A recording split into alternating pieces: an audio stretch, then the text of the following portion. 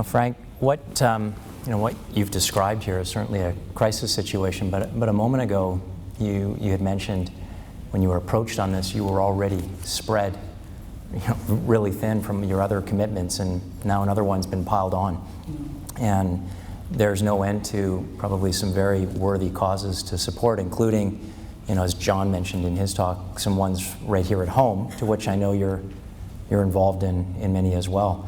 I think something that might be really helpful for the audience, because I know all of you get approached many times, and no doubt, Frank, this is happening to you all the time. How do you choose? Well, as Laura, who works with me, can testify to, it's hard because we get called on a lot of different things.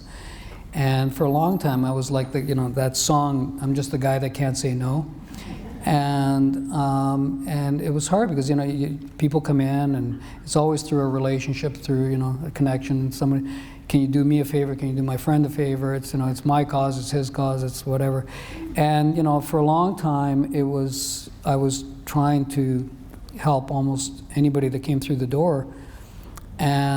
But now I just tell the truth. I'm just stretched thin. I've got a global commitment with the Frank Giustra partnership. I mean, this is really truly global. We're expanding our social enterprises all over the world now, and that takes money. I mean, these things have to be funded, and the money comes from me. The Crisis Group, which is a very important organization trying to prevent the conflicts like in Syria, and so I've been their chief fundraiser now for a number of years, and that's a big job.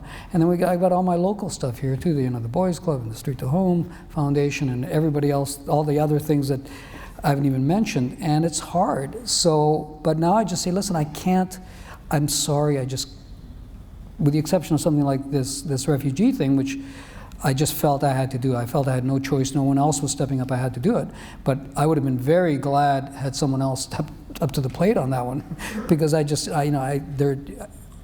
we all have limited resources, and it's just money it's limited. You have to. I'm not a billionaire. I don't have billions of dollars to give away. So. You just have to tell the truth, and occasionally, you make an exception because it's something that resonates with you. Right. But really, at the end of the day, for most people, just choose what it is that you believe in, whatever it is that you have a passion for, and just do that. And when other people approach you, just say, "Listen, I do my bit for society, and this is it. This is mine." And I respect that. I approach people when I'm raising money for various things, and a lot of people tell me, I've got my own thing, and I say, good for you, great. You should have your own thing. At least you're doing something. That's great. Earlier, you mentioned Andrew Carnegie, so I've got a good one here. We've seen evidence that not everyone, given their resources, is inclined to be charitable. We talked about this when you and I met in your office, and in a piece that you wrote, which is called "The Fork in the Road to Enlightenment," you also referenced Andrew Carnegie. What do you think it is that differentiates those who are compelled to be charitable from those who are not?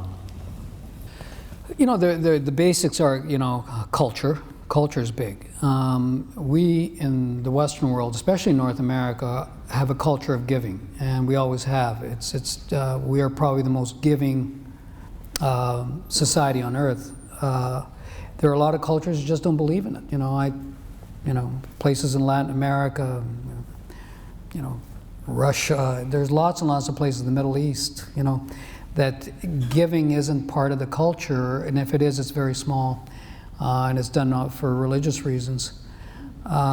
So I think culture, your own upbringing, people are raised to believe certain things, and they believe certain things.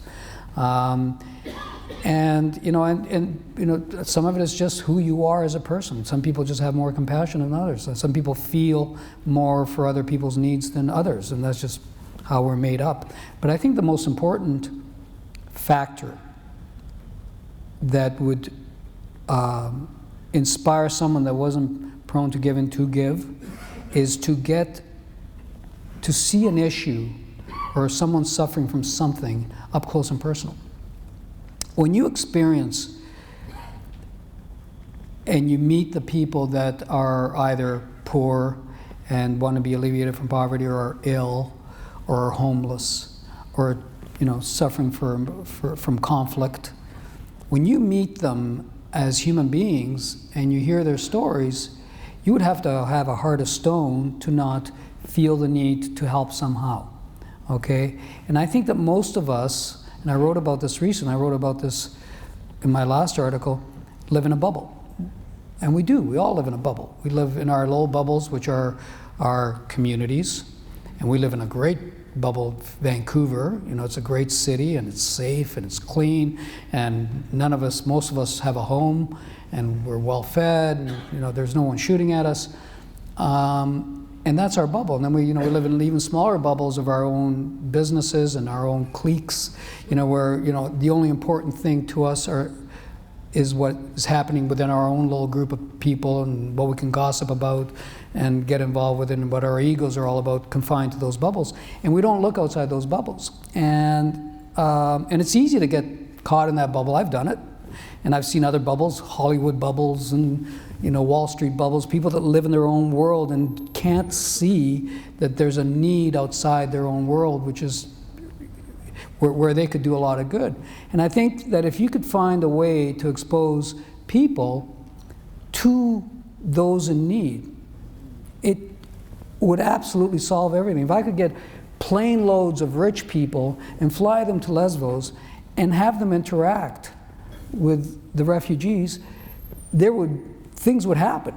If you, as I did, walked the streets of Vancouver and spoke to homeless people when we were doing the research for the Street to Home Foundation, I went with this lady that was sort of the patron saint of the homeless in the city, and she walked me around for 2 nights in a row till 5 in the morning, talking to homeless people and getting their stories and understanding what the problem was and why they were on the street, and seeing them as human beings. And that's where I think the difference is. If more people would step out of their bubbles and actually interact with those in need, you would solve a lot of the world's problems.